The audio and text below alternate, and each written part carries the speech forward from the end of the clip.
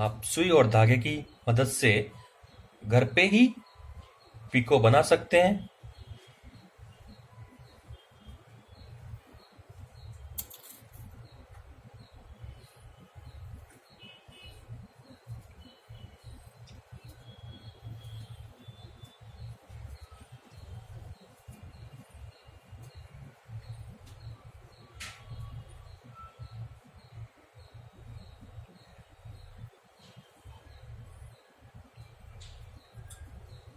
इस तरीके से आप इजीली पिको बना सकते हैं।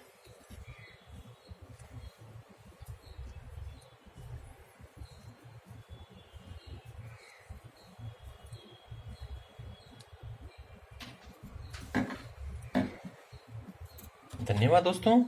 अगर वीडियो अच्छा लगा हो तो लाइक और सब्सक्राइब जरूर कीजिए और अपने फ्रेंड को शेयर करना ना भूलें।